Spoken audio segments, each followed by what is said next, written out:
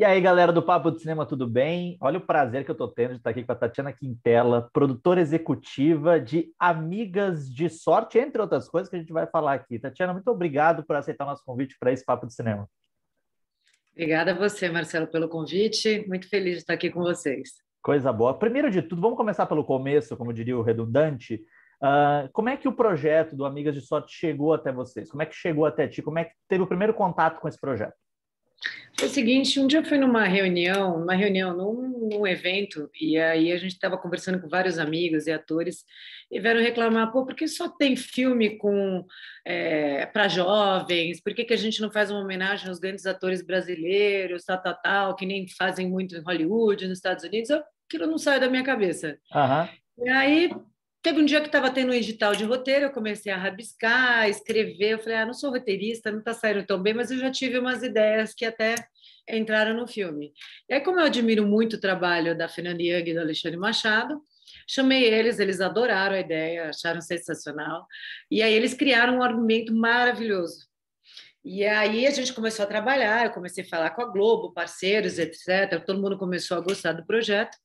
E aí eles não podiam fazer o roteiro, porque eles estavam super atrapalhados, que eles têm contrato com a Globo, né? A Fernanda, infelizmente, faleceu, né? Mas o Aham. Alexandre, eles tinham na época. E aí eu conheço muito o Lusa Silvestre, eu, adoro o trabalho dele, a gente estava tentando fazer várias coisas de comédia, ele fez um trabalho maravilhoso em cima do argumento deles. E aí que nasceu Amigas de Sorte. E para quem não, o filme chega em VOD em várias plataformas a partir do dia 17, e ele fala Aham. basicamente sobre três amigas com uma amizade de mais de 50 anos que de uma hora para outra elas enriquecem, mas elas resolvem não contar isso para os maridos, elas resolvem aproveitar de uma maneira meio ali dando um perdido nos maridos, e então dia 17 você não pede por esperar do filme chegando aí. Mas eu queria saber, É. a gente tem três grandes atrizes, só pensando nas protagonistas, que são o núcleo do filme.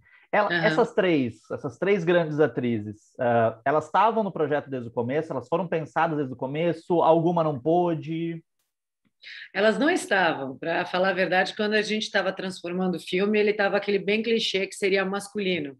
Ah, seriam três homens?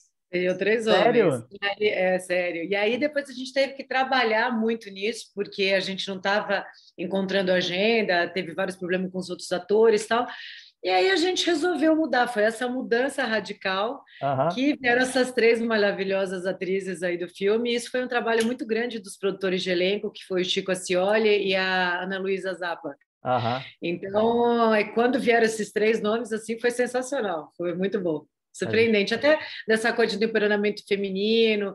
Então, eu acho que estava muito filmes com protagonistas fora, mais velhas, então seria uma grande homenagem, né? E elas são maravilhosas, né? Na comédia, então, nem se fale. Exatamente. Uma coisa que eu fiquei pensando, Tati, que assim, o filme se passa parte no Brasil, parte no Uruguai. E eu acho que do ponto de Uhum. vista produtivo, até quem está nos vendo, a gente tem o costume de falar muito mais com atores, atrizes, diretores, diretoras, mas não tanto quanto a gente deveria com produtores e produtoras. Então, acho que fica até uma curiosidade de quais são os desafios, especialmente os desafios logísticos de tu trabalhar com uma produção que se passa em dois países, né?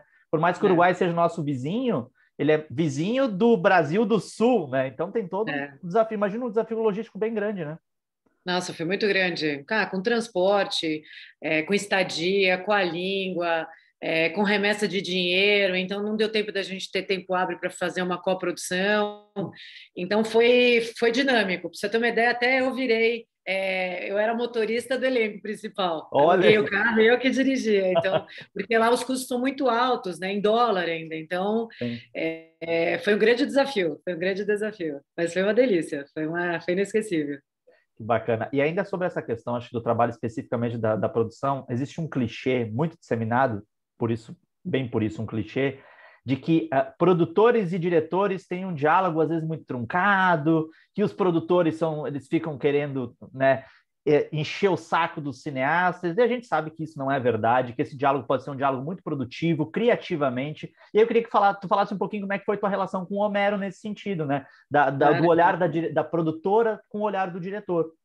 Não, claro, é claro que quando a gente corta custo do diretor, nenhum gosta, né? E É. como a gente é produtor, a gente que tem que avaliar o custos versus o roteiro e coisas que eles criam, etc. É claro que eles não curtem, não tem nenhum diretor que curte isso. E nosso trabalho é esse, né? Mas como tem uma parceria forte que nós também queremos um filme com qualidade artística, etc., a gente sabe preservar isso. Então, com ele foi maravilhoso o processo, foi uma delícia. É claro que teve esses momentos que ele queria mais, a gente teve que cortar, faz parte do show, Claro. mas foi uma convivência maravilhosa, a equipe total, sabe? Foi um astral muito bom, tanto que eu convidei ele para dirigir meu próximo filme, que é O Herdeiro. Olha, Então, trata do quê? Tati, sabe que jornalista é um bicho do demônio. A eu gente sei. gosta de informação em primeira mão. Fala do quê esse filme novo? Eu Esse herdeiro já é tô para você anotando aqui. ter. É um, é um argumento do Alexandre Machado e Fernando Young também. Que legal. E praticamente é muito mesma equipe. O Lusa que fez o roteiro e aí eu chamei o Homero para dirigir. A gente está naquele processo de captação, né? A gente está num momento meio complicado no Brasil, mas é a história de um de um menino rico, muito rico, herdeiro, de uma família muito tradicional paulistana, então ele é um menino muito fútil, ele já está fazendo 40 anos, 40 e pouco, então ele vive na farra, na festa, etc. E a avó dele chega para ele e fala: Olha, vou deixar o dinheiro para você, se você me arrumar um herdeiro, você tem que casar, você tem que agora virar um homem, chega de ficar nessa gandaia com modelo, com não sei o quê. Então, esse processo da evolução desse homem tá uma comédia muito divertida, tá bem legal. Que bacana. É a Já mesma vamos. equipe do Amigas de Sorte, isso que é muito engraçado, é muito legal. Que legal. Vamos repetir, né? Já estamos aqui ligados, já vamos acompanhar. E eu fiquei Tá bom. olhando o teu, agora saindo um pouquinho do filme, tá te olhando o teu currículo, que tem muita coisa, eu fiquei muito curioso com algumas coisas. Tu tem várias passagens por grandes empresas, grandes majors norte-americanas, né? E aí eu fico pensando até do ponto de vista do trabalho da produtora, o que que tu acha que, né, eu imagino que são muitas coisas, mas o que que tu acha que tu mais aprendeu dentro dessa cultura de trabalho, que é uma cultura externa, né? Embora eu tenha trabalhado aqui no Brasil, mas assim, que elementos tu leva para a tua vida, para as tuas produções, para a tua empresa, que tu disse assim, cara, eu aprendi isso com essa visão deles, que é uma visão, claro, mais voltada a negócio, há muito mais tempo e tudo mais. Eu acho que a minha visão é muito mais voltada para o negócio, para um filme ser visto, para um filme ter sucesso. Até porque eu lia muitos roteiros que chegavam de filmes brasileiros, então eu aprendi a ler roteiro, a trabalhar, a mexer na prática, como vender os filmes, como tornar eles mais atrativos. São várias, né, coisas que eu Claro. aprendi, mas da importância de um bom roteiro, da importância de um bom elenco, de uma boa direção, eu acho que e também vender esse filme depois. Eu acho que e como o contato que eu tenho com as majors de falar, então eu sei vender o produto, então eu acho que eu aprendi muito com eles em todos esses sentidos. Isso me trouxe muita coisa na minha vida profissional. E no Brasil, né, Tati, a gente tem uma produção audiovisual que é grande parte dependente da relação com o Estado, né? Dependente Uhum. das leis de incentivo e tudo mais. E tu também teve um desempenho muito valoroso, vamos dizer assim, à frente da Secretaria da Cultura de Paulínia, né? Quando Paulínia virou um polo cinematográfico, a gente diz assim, gente, o que aconteceu com Paulínia? Virou a cidade do cinema. E aí eu também fico pensando, somado a isso que tu, né, essa bagagem que tu pega das grandes empresas, que tu, né, esse contato, e essa relação com o poder público, deve ter muitas dores e muitas delícias, né, nesse É. processo.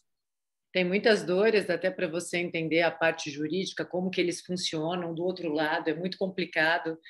Foi um desafio maravilhoso, eu amei trabalhar, amei ser secretária de Cultura, para você ter uma ideia, não saía de lá, né? Porque eu era Aham. secretária de Cultura para o Polo, mas eu fazia Dia das Mães, Dia das Crianças, então criei um amor, assim, até discurso eu fazia, foi muito legal. Até que a gente ajudou muito o cinema nacional naquela época. Sim. Aprendi demais. O Rubens Evaldo Filho, que eu amo de paixão, amigão meu, estava comigo direto. A gente trabalhava e se divertia junto, porque ele é dele demais.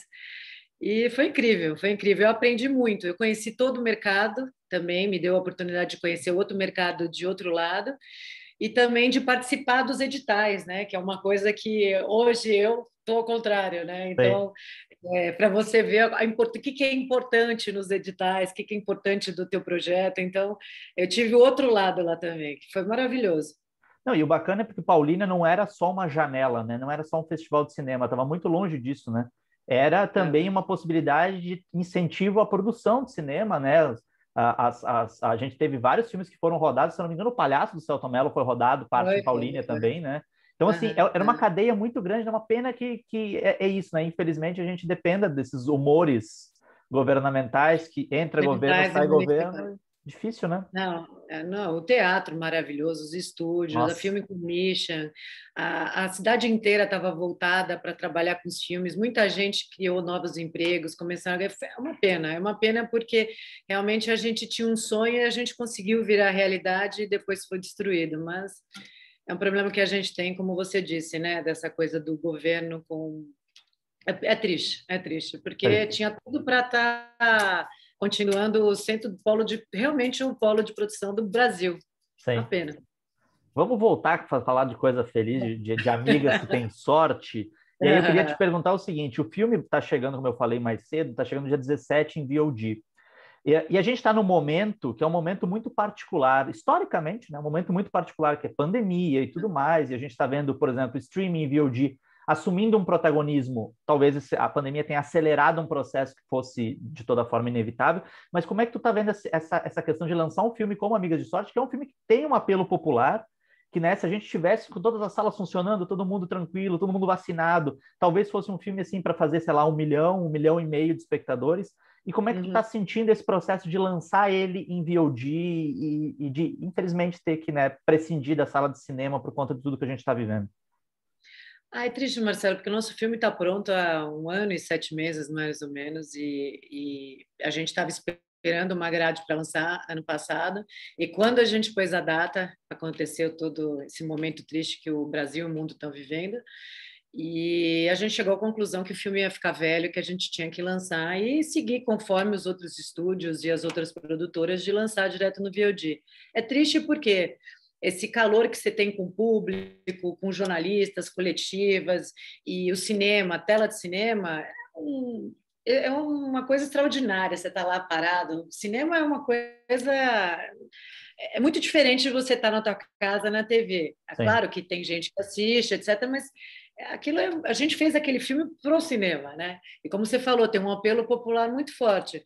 Mas infelizmente não temos saída, né? E então eu acho que como nós, vários outros filmes estão andando nessa parceria, está paralela. Eu acho que antecipou muito o futuro, porque eu acho que vai ter muitos filmes que vão estar no cinema e muitos vão estar tendo no VOD, se não tem um apelo para o popular, até para os cinemas escolherem, mas não temos opção. Pelo menos a gente vai dar um pouco de diversão para as pessoas nesse momento, né? Que a gente está vivendo, porque dá para todo mundo se divertir um pouco, né? sim. E quando a gente pensa e tu deve ter vivido isso muito na pele, essa dificuldade que se tem de inserir muitas vezes o filme brasileiro dentro do circuito de cinema, né?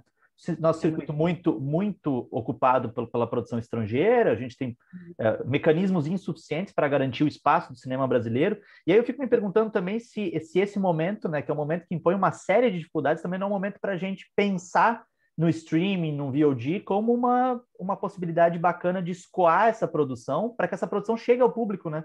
Porque quando a gente Não, com pensa isso, né, certeza. Tati, a gente tem, especialmente em grandes cidades, eu estou aqui no Rio de Janeiro, o Rio de Janeiro é uma cidade gigantesca, mas a oferta de um cinema mais diversificado acontece, até por um preconceito de mercado, mais zona sul do Rio, centro do Rio. Quando a gente vai para a Baixada, a gente tem um tipo específico de cinema e aí dificulta o acesso até de uma fatia que consumiria esse filme e tudo mais. Tu acha que chegou a hora também de quem produz, de quem distribui, de quem lança, pensar com carinho, já desde o começo do projeto, em streaming, em VOD, e isso não tem como voltar atrás?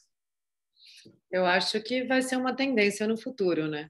Eu acho que vai ser uma tendência, como você diz, as pessoas vão ter o acesso a assistir o filme e a gente tem muitos problemas do nosso filme estarem no cinema, porque eles querem blockbuster, onde realmente dá público. Então, eu acho que vai ser já está sendo, né? Sim. Já está sendo. Eu acho que depois da pandemia, eu acho que vai continuar realmente, como você disse, vai continuar, vai ser uma coisa para a gente estar podendo mostrar o nosso projetos, né? Os filmes, né? Que não tem apelo popular, que é mais de arte, filmes maravilhosos, porque que entre nós, nossos filmes são maravilhosos, né? A gente vai Nossa. para o mundo inteiro, para festivais, ganhamos prêmios, então não tem o que falar, nossos filmes são muito bons. E para a gente encerrar, eu vou te fazer uma pergunta fácil. Eu guardo sempre a pergunta mais fácil para o final. É aquela pergunta que é bate e volta, nem tem que pensar muito. Tati, qual é o futuro do cinema brasileiro? Qual é o futuro diante de tudo que a gente está vendo, né? De um desmonte da relação do Estado com o cinema, de toda essa dificuldade que a gente já passou lá nos anos 90, no começo dos anos 90, com o fim da Embrafilme, agora acontecendo de outras maneiras, mas como é que tu, enquanto uma pessoa de mercado, profundamente arraigada no mercado, entende que pode ser a saída? Tem muita gente que diz que os streamings, eles fazem com que o cenário seja diferente do começo dos anos 90, que agora não é bem assim, a gente não tem essa terra arrasada tanto, mas a gente depende ainda muito do Estado, né? Eu queria saber de ti, como é que tu projeta a médio e longo prazo a fazer cinema no Brasil? Olha, no momento está muito complicado por causa da pandemia, os custos, né, higienização, teste, um protagonista pega Covid, então está realmente inviável.